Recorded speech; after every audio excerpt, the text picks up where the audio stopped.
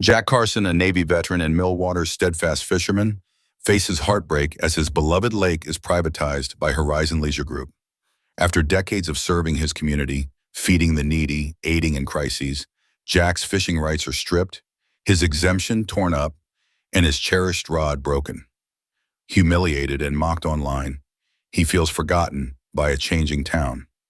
Yet, unknown to him, a movement brews. Veterans, activists, and locals rally, stirred by his quiet dignity. As military boats approach the dock, Jack stands alone, unaware that allies are coming to reclaim his legacy. What happens next will redefine Milwater. Jack's story shows that quiet heroes shape our world. If his tale of loyalty and courage resonates, please like, subscribe, and share this video. Join us in honoring unsung heroes. Comment your own stories and help keep their legacies alive. Together, let's celebrate those who never seek thanks. The guard's voice cut like a blade through the heavy morning air. Set that line again, and I'm calling the police. His hand darted forward, ripping the fishing rod from Jack Carson's grip with a force that sent a jolt of pain through Jack's calloused fingers. The rod snapped under the guard's careless pull, its fragile spine breaking with a crack that echoed in Jack's chest. He stood rooted to the spot, his breath hitching as the weight of the moment pressed against his ribs. Around him, the crowd held its breath, their faces a blur of shock and unease. No one stepped forward to protest. No one uttered a word.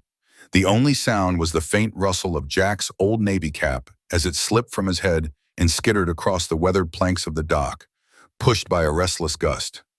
Jack bent slowly, his joints protesting, to pick it up, but his gaze lingered on the broken rod cradled in his arms. He held it with a tenderness reserved for something sacred, like a soldier clutching a folded flag at a graveside, grief and reverence woven into every careful movement. Turning away, he walked alone, his boots scraping softly against the dock's worn surface. The mist closed around him, a gray shroud that hid the tremble in his jaw and the ache in his heart. The crowd watched in silence, their murmurs fading like ripples on the water. But the next morning, before the first coffee shops blinked awake, the lake stirred. Boats, sleek, silent, and cloaked in the cold gray of authority, sliced through the mist. They came for Jack Carson, and by nightfall the lake would murmur its own truth, a quiet claim to its rightful keeper. Jack Carson was no man for grand gestures or the clamor of recognition.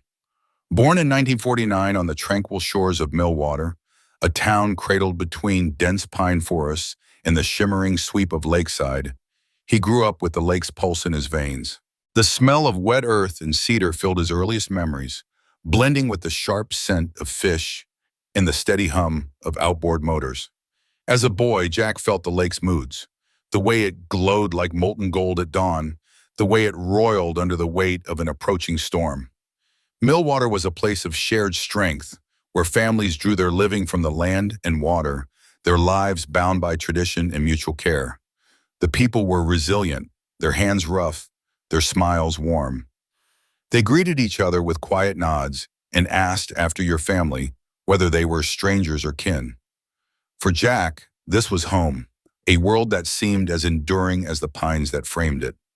At 18, Jack heeded a call that pulled him far from the lake's familiar embrace. The Navy took him to seas that stretched beyond imagination, vast and untamed. He sailed South Pacific routes, stood vigilant on coastal patrols, and joined rescue missions that saved lives but never earned ballads. His service was steady, brave, and uncelebrated by the world's loud measure. Yet it left its mark, etching memories of crashing waves and shared laughter into his soul, memories that would surface in quiet moments for years to come.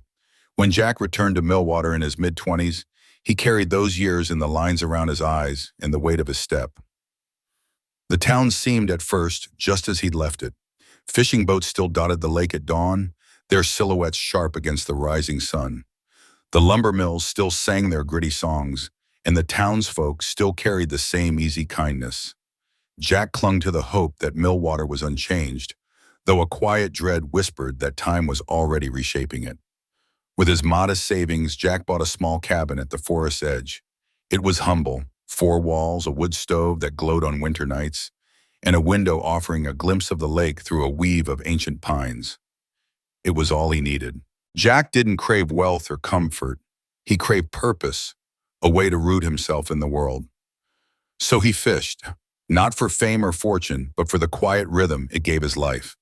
Each morning, before the sky even hinted at light, he'd row his skiff into the mist, the oars dipping softly into the glassy water. He cast his lines with a steady hand, feeling the lake's pulse through the taut string. His catch fed the church's soup kitchen, where volunteers served the hungry with weary smiles.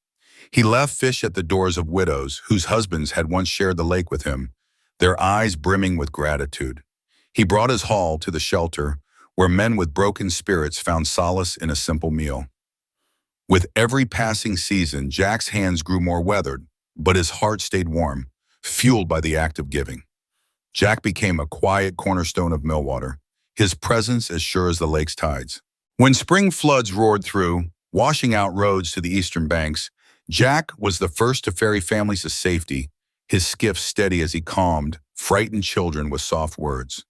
In the summer of '95, when the drought left wells dry, Jack worked tirelessly to rig purification systems, his hands steady despite the heat and exhaustion. No reporters came to document his deeds. No plaques bore his name.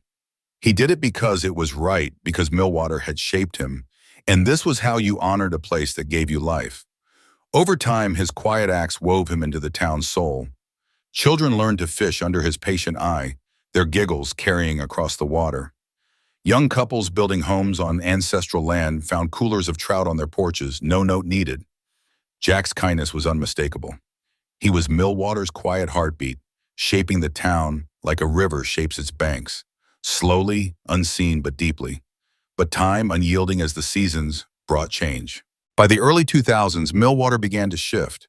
The lumber mills, once the town's backbone, closed one by one, their silence a wound in the community's heart. Fishing licenses grew costly, a burden for men like Jack who lived by the lake's bounty. Bait shops gave way to coffee houses, their signs promising city comforts to strangers. Cabins were torn down, replaced by grand estates with private docks and gates that shut out the past. Tourists arrived in droves, lured by brochures that sold Milwater as a charming retreat, its soul polished for their pleasure. For them, it was a backdrop, a fleeting escape. For the old families, it was a home slipping away, their history buried under the weight of progress. Jack Carson was a constant in Milwater, as enduring as the ancient oaks that fringed the lake's edge, their roots knotted deep into the earth. To the newcomers who flooded the town, lured by gleaming condos, lively art festivals, and refined wine tastings, he was merely a shadow of the past, a weathered man in a faded navy cap, rowing his skiff across the lake before dawn. His silhouette, etched against the misty dawn, was to them a quaint detail, a postcard from a simpler time they couldn't fathom. They saw him as local color, a curiosity to be glanced at and forgotten, not a man whose life was woven into the lake's every ripple. But to the few who still held Milwater's history close, Jack was a living monument. He was memory incarnate, a steadfast steward of a place that had shaped him as much as he had shaped it. He was the last stubborn root, clinging to soil now being torn up, paved over and polished until it mirrored the ambitions of outsiders. Yet it wasn't the storms or the shifting tides of fortune that posed the greatest threat to Jack.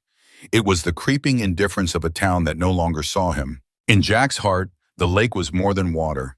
It was a sanctuary where the past lived on. Every cast of his line was a ritual, a quiet communion with his late wife, Margaret, whose presence lingered in the soft lapping of waves in the cool morning mist. He could still hear her laughter, feel the warmth of her hand as they'd sat together on these docks, their children splashing nearby. The lake held his grief, his joy, his everything. But Milwater had changed. The quiet hamlet he'd known had been reshaped by wealth and ambition, its soul buried beneath sleek developments in the hum of progress. Still, Jack remained, faithful as the tides, casting his line long after the town had turned its gaze to newer, shinier things, or so he thought. The change began quietly with a notice pinned to the post office's community board, its edges curling in the damp autumn air. a public hearing for a lakeside redevelopment proposal. At first, it stirred little concern. Notices were common in Milwater, routine permits for small expansions, petty squabbles over parking spaces. No one suspected this was different. No one imagined it would unravel the town's heart. Behind closed doors, with barely a whisper of public input, the town council had signed away the lake, Milwater's greatest treasure. The Horizon Leisure Group, a polished out-of-state developer, arrived with grand promises. Their glossy brochures painted a vision of luxury villas, exclusive marinas, and private resorts, boasting of economic revitalization and premium recreational experiences. They spoke of drawing wealthy clientele to a reimagined Milwater, but their words ignored the old fishermen who rose before dawn, the widows who still fed themselves from the lake's bounty, and the quiet history carved into every weathered dock and crooked shoreline. The deal moved with ruthless efficiency, a silent betrayal of the town's roots. The transformation was swift and unyielding. The lake, once a shared haven, was now locked behind gates, its access restricted to those who could pay hefty permits and annual fees. The docks Jack had fished from for 50 years, where he'd shared quiet mornings with Margaret, where he'd taught his children to bait a hook, were now guarded by iron gates and patrolling security. At first, Jack clung to hope, believing someone would remember him. Tucked in his tackle box was a dog-eared slip of paper, an exemption granted years ago by Mayor Patterson, a man who'd understood the lake's worth beyond money. That faded document was Jack's anchor, proof of his place here. Surely it would hold weight. On a crisp autumn morning, the air heavy with the scent of wet leaves and distant wood smoke, Jack parked his battered pickup in the familiar lakeside lot. His movements were slow, deliberate, each step a testament to decades of routine. He gathered his rods, their handles worn smooth by years of use, and walked down the familiar planks toward the water. The mist rose from the lake like whispered memories, curling around him as if to shield him from the changes he refused to accept. For a moment, it felt like nothing had changed, like Margaret was still beside him, her laughter echoing in the quiet. Then a voice cut through the stillness. "Sir, you can't be here." Jack turned, squinting into the early light. A young security guard, barely older than the rods Jack carried, stood before him, his Horizon leisure patch gleaming on his sleeve. The boy's face was stern, but a flicker of unease betrayed his youth, as if he sensed the weight of his actions. Jack's weathered face softened into a kind smile, his eyes crinkling with the warmth of a man who'd seen countless sunrises. He reached into his jacket, pulling out the folded exemption, its creases deep from years of safekeeping. "I've got permission, son," he said, his voice steady but warm, carrying the weight of decades. "Been fishing here longer than you've been alive." The guard barely glanced at the paper. With a slow, deliberate motion, he tore it in half, letting the pieces flutter to the dock like broken wings. "That's worthless now," he said, his tone flat, devoid of empathy. "New owners, new rules." The words struck Jack like a physical blow, rooting him to the spot. The weight of 50 years crashed over him. Every dawn spent on this lake, every memory of Margaret, every quiet moment that had anchored him through grief and change. Around him, joggers slowed, some pulling out phones to capture the scene, their faces a mix of curiosity and discomfort. No one stepped forward. No one spoke. The silence was a wound, a collective indifference that cut deeper than the guard's words. The guard stepped closer, his voice rising, sharp with authority. "Set that line again and I'm calling the police." Jack's breath came slow and steady, a practiced calm born of years weathering storms, both on the lake and in his heart. He reached for his rod, propped against the dock railing, its familiar weight a lifeline to the past.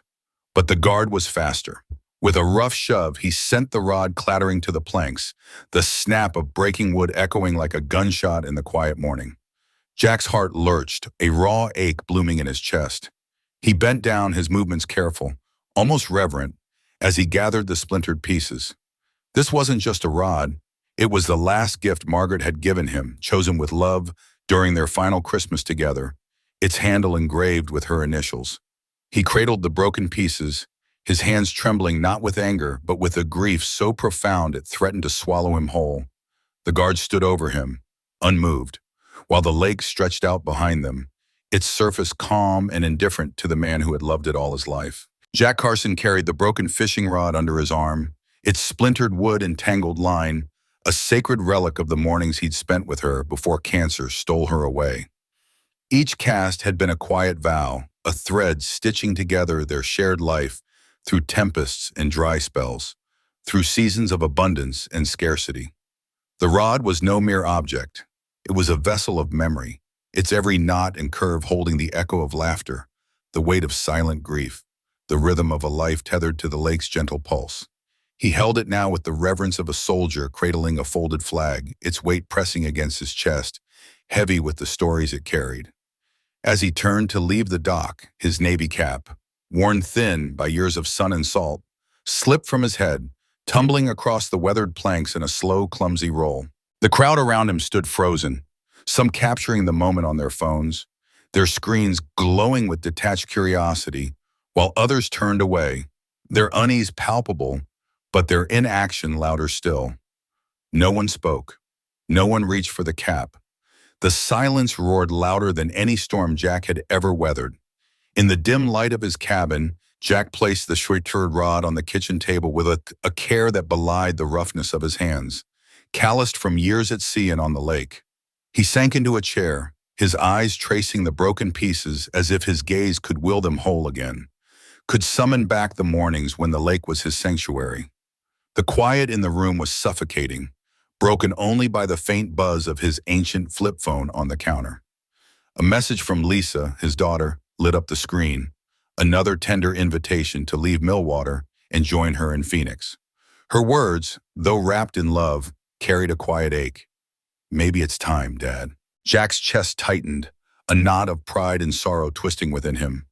Maybe she was right. Maybe the town he'd poured his heart into, through years of service, through decades of casting lines at dawn, had outgrown him, its rhythm now set to the hum of progress in strangers' voices. That night he opened his journal, the leather cover worn soft by years of handling, and scrawled, "Day 14 since they fenced the lake. I'm a stranger in my own home." The words felt like a betrayal, an admission of a truth he wasn't ready to embrace. The video of his confrontation at the dock had spread across the internet like a brush fire, searing away what little remained of his dignity. But it wasn't kindness or understanding that followed. It was derision. Comments flooded in, each one a sharp jab. Old-timer thinks the lake belongs to him. Boomer meltdown at the dock. Another relic too stubborn to move on. Sitting at the library's outdated computer, Jack scrolled through the words, each one a cold gust cutting through the warmth of the life he'd known. The realization settled over him like a winter chill. The town he'd fought for, served in uniform for, loved with every ounce of his being, barely remembered his name. Yet dawn found him awake, as it always had, pulled from sleep by the stubborn pull of habit. He brewed his black coffee, the bitter scent curling through the cabin, and took his place on the porch, watching the mist drift over the lake he could no longer touch. Beneath the pain, beneath the sting of humiliation, something ancient stirred, a spark of defiance forged in the crucible of stormy seas and lonely watchposts. Jack Carson wasn't finished. The lake knew him still, and Milwater would remember him yet. In the days that followed, Jack became a shadow in the town he'd once called home.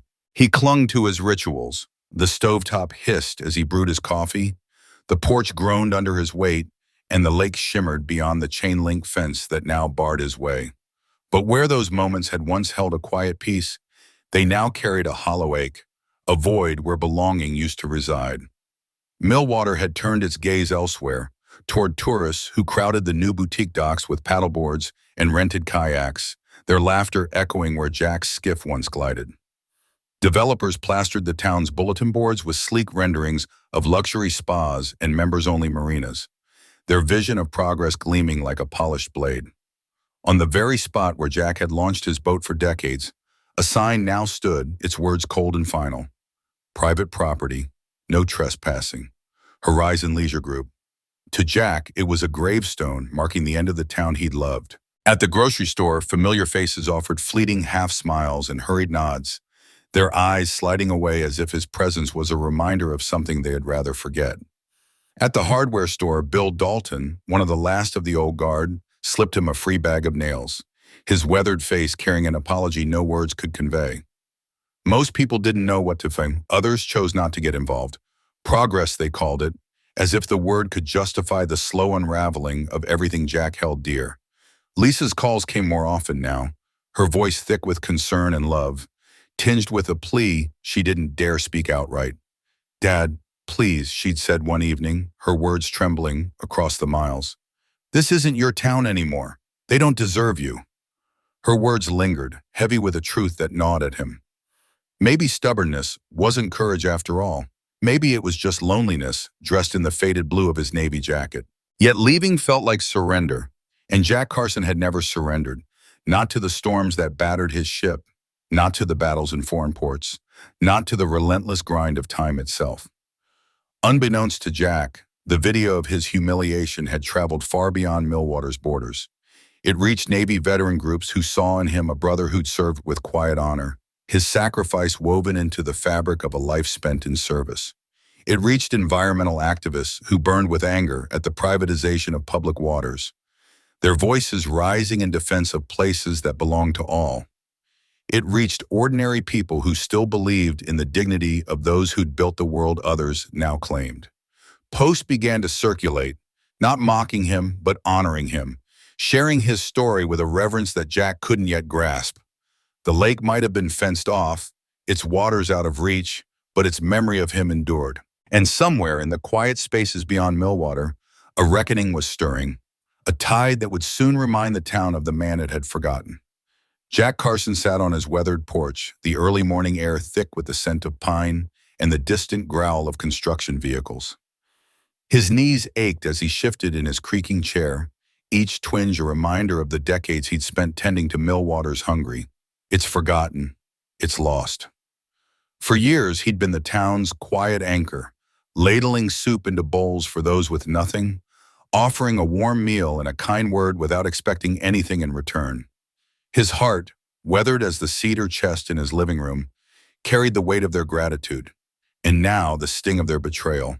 The lake he'd loved, where children once chased fireflies under summer skies and fireworks burst in glorious color on the 4th of July, was being carved up for condos, private beaches, and security gates. The town council called it progress, a necessary step forward. To Jack, it felt like a knife in the back, a slow erasure of everything Milwater stood for: loyalty, stewardship, memory. The council's decision to strip him of his dock, that small slice of the lake where he'd cast lines and shared stories, wasn't just about a few planks of weathered wood.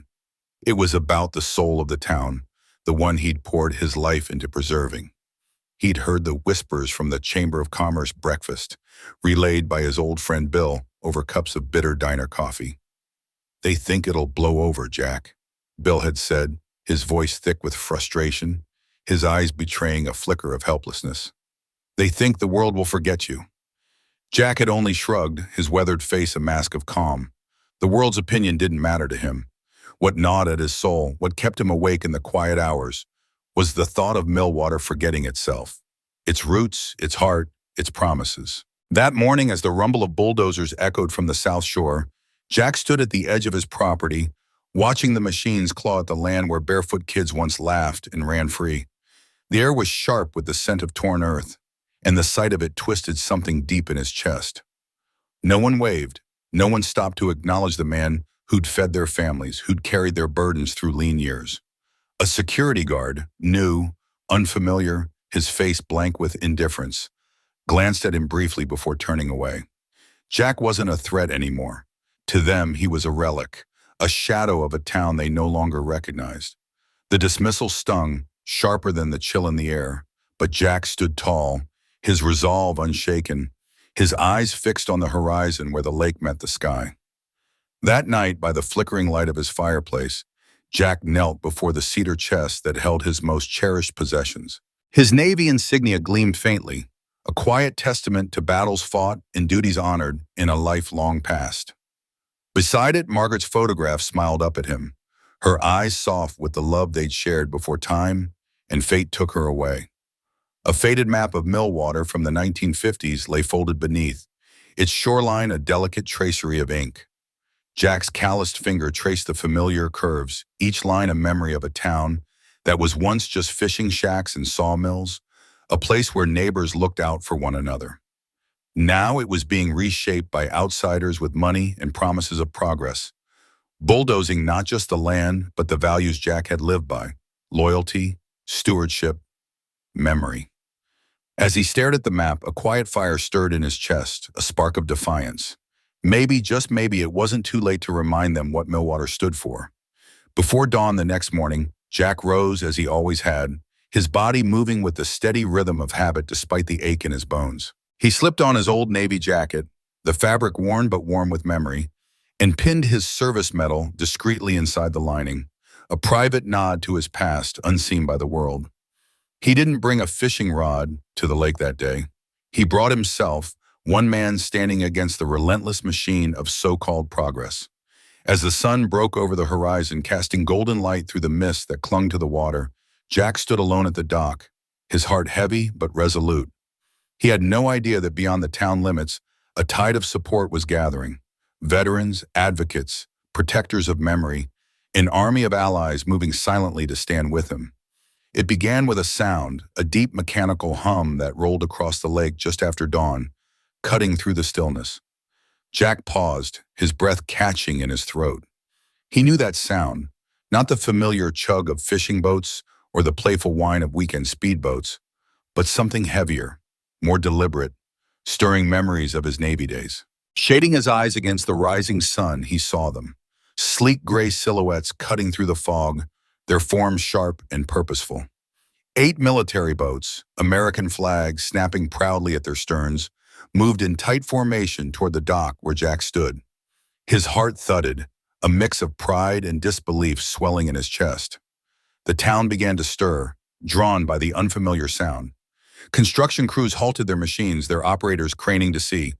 Shopkeepers stepped out from their stores, joggers slowed to a stop, and phones emerged from pockets, capturing the moment as whispers spread like wildfire. Military boats at the lake.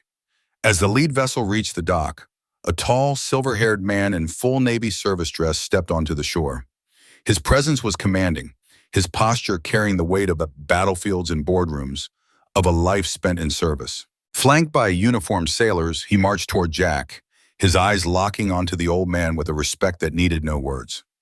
The crowd grew, half the town now gathered along the shoreline, their murmurs a mix of awe, curiosity, and something deeper, a flicker of recognition, of memory rekindled. Jack stood still, his weathered hands steady, his heart racing with a hope he hadn't dared to feel in years. He wasn't alone anymore. The tide was turning and Milwater was about to remember what mattered. Just a few steps away from Jack Carson, the air grew heavy with anticipation. The crowd, a mix of townsfolk, construction workers, and security personnel, fell into a hushed silence, as if the world itself had paused. A sharp command sliced through the morning mist. "Attention!" And every sailor present snapped to a rigid, disciplined stance, their movements so precise they seemed to echo across the lake. The officer, a man whose presence commanded respect, pivoted to face the gathered residents of Milwater.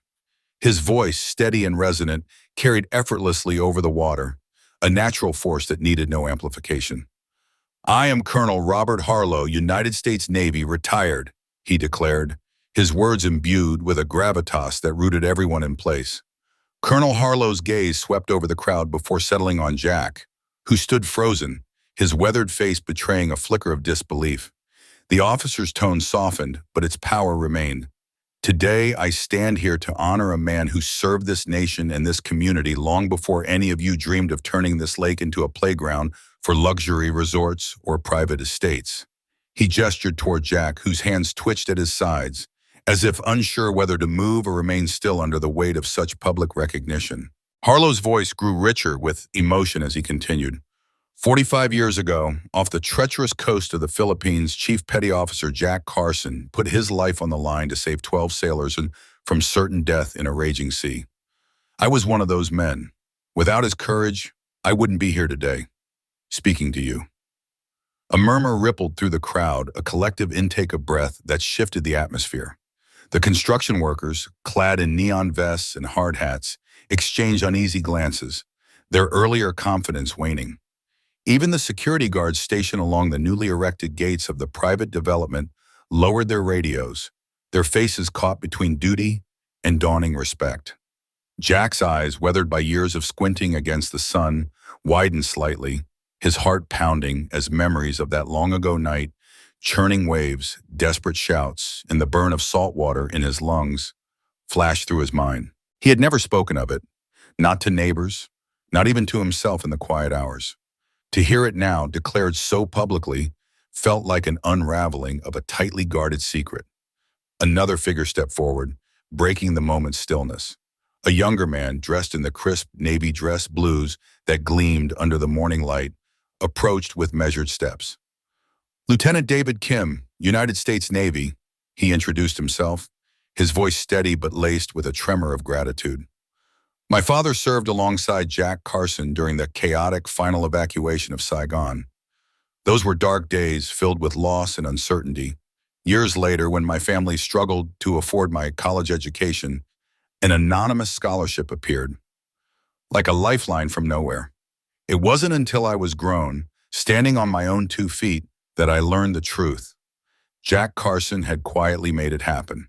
Kim's eyes locked onto Jack's, and for a moment the younger man's composure wavered, his gratitude too deep for words. Jack blinked rapidly, his throat tightening as he fought to process the revelation. He had never sought thanks for that act, had buried it like so many others, yet here it was, laid bare before the town. Colonel Harlow raised a folded document, its edges worn, but its official seals unmistakable, glinting faintly in the sunlight. "This," he said, his voice cutting through the crowd's murmurs, "is Jack Carson's original agreement with the town of Milwater. It's a contract, signed decades ago, granting him lifelong rights to fish these waters in recognition of his tireless volunteer work, monitoring the lake's environment, protecting its ecosystem, and serving this community without ever asking for reward." He turned sharply toward the representative from Horizon Leisure Group, a man who had arrived moments earlier, his face pale and his suit slightly disheveled, as if he sensed the tide turning against him. Harlow's tone grew steely. "By federal law, this document takes precedence over any private development contracts. The sale of this lake was illegal, conducted without proper historical or environmental review." The representative shifted uncomfortably, his eyes darting to the crowd, searching for an ally but finding none. From another boat gliding silently to shore, a woman stepped onto the dock. Her dark, formal suit and measured stride marked her as someone accustomed to authority. "Amanda Hayes, Department of the Interior," she announced, her voice calm but unyielding. "As of this morning, all development activities around this lake are officially suspended, pending a comprehensive federal investigation."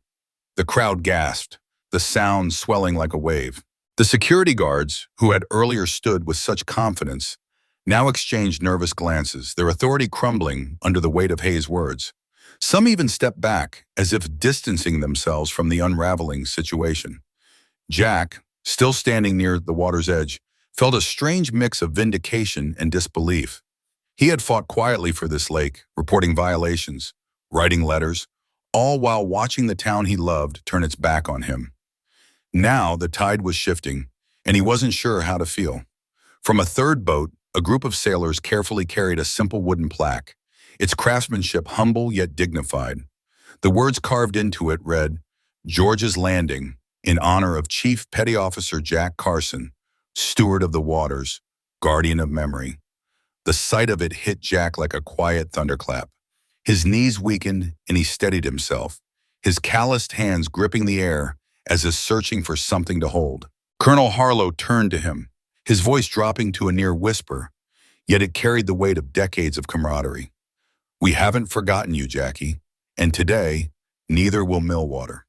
The sailors formed a silent honor guard along the dock, their postures rigid but their eyes warm with respect. Jack, trembling slightly, stepped forward, his boots heavy on the wooden planks. He didn't speak. Words had never been his way. Instead, he moved with the quiet purpose of a man who knew his place in the world, even if the world had sometimes forgotten it. From the back of his weathered truck, Jack retrieved a spare fishing rod, its handle worn smooth by years of use but still sturdy, a faithful companion. He walked to the water's edge, the crowd parting silently to let him pass. With the same deliberate motion he'd perfected over a lifetime, he baited the hook, cast the line into the misty lake, and sat on the dock, now his dock, bearing his name. The act was simple, almost mundane, yet it carried a profound weight. The crowd, which had been holding its breath, exhaled in a slow, collective release. Veterans among them, some with graying hair and others with medals pinned to their chests, removed their caps and joined him, sitting along the dock in quiet solidarity.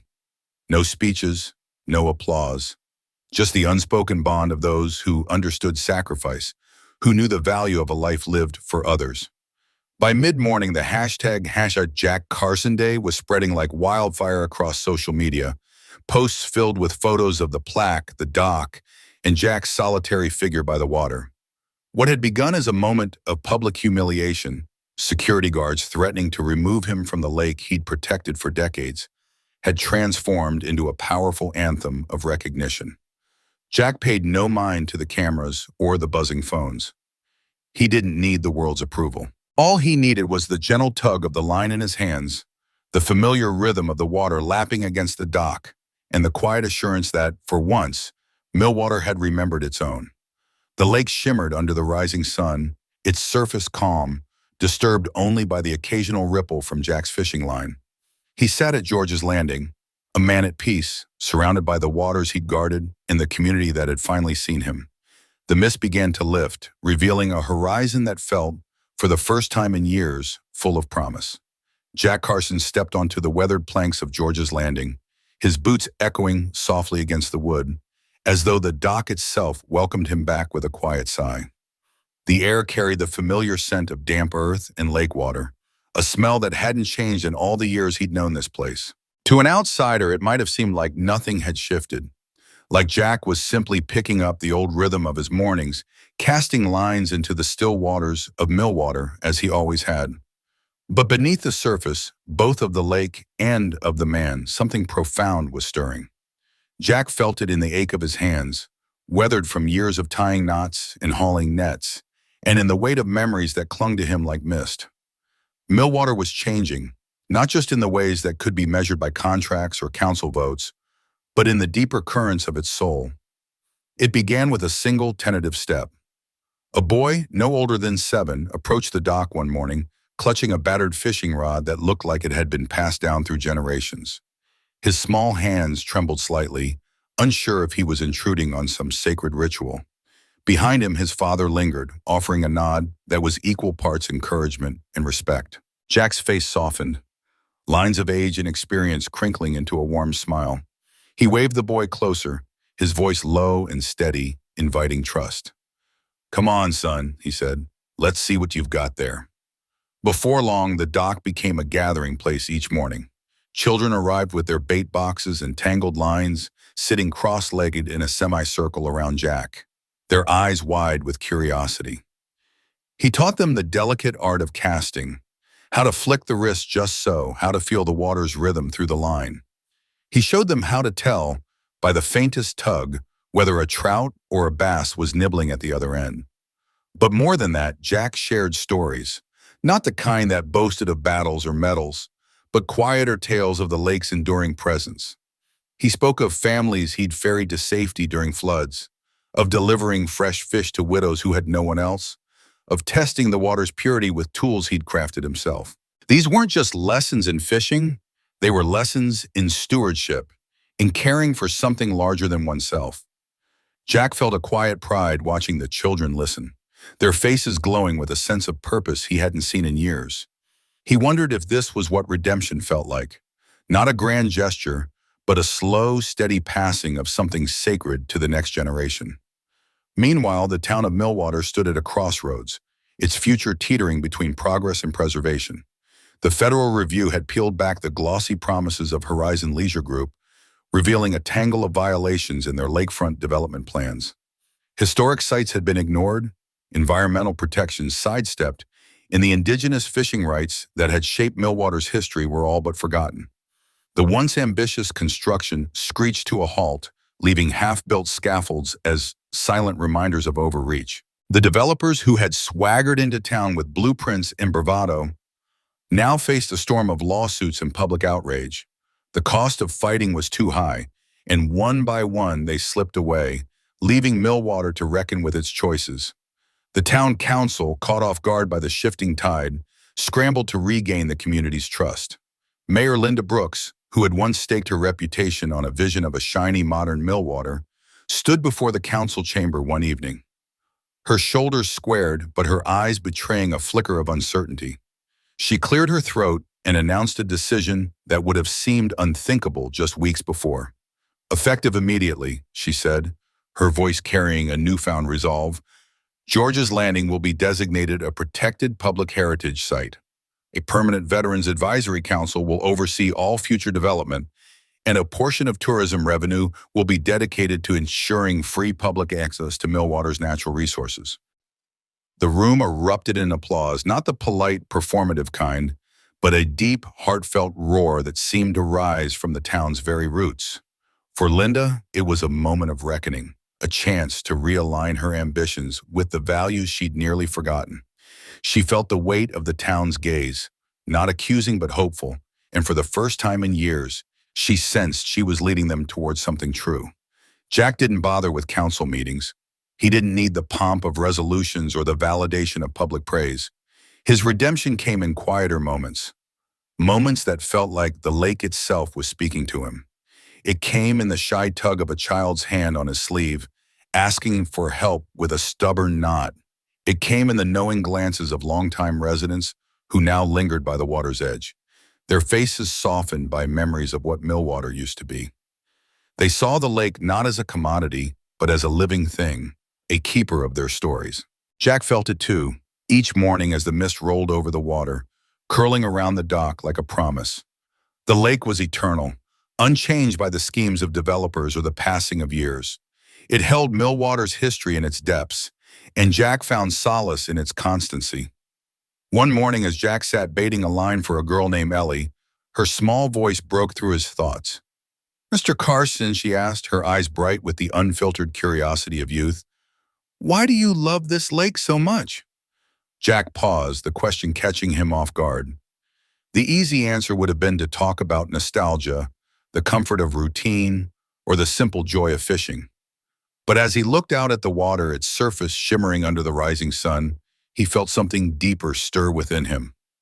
"Because it remembers," he said softly, his voice carrying the weight of years. "This lake, it holds everything it's ever touched. Every storm that's raged across it, every sunrise that's painted it gold, every hand that's cast a line into its depths. It keeps our stories, Ellie, even when we forget them." She nodded, her small face solemn, as if she grasped more than her 8 years should allow. In that moment, Jack saw a flicker of hope for Milwater's future. Maybe it wasn't lost.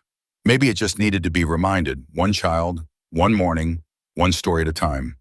The luxury condos eventually rose on the western shore, though they were smaller than planned, pushed back from the lake's edge to preserve its sanctity.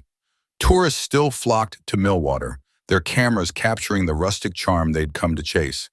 But alongside the polished resorts and boutique shops, George's Landing stood as a quiet rebellion, a simple dock, free and open to all, where children cast lines, veterans shared stories, and the heartbeat of the town pulsed on. Jack remained a constant presence, his weathered hands still guiding young fingers, his voice still weaving tales of the lake.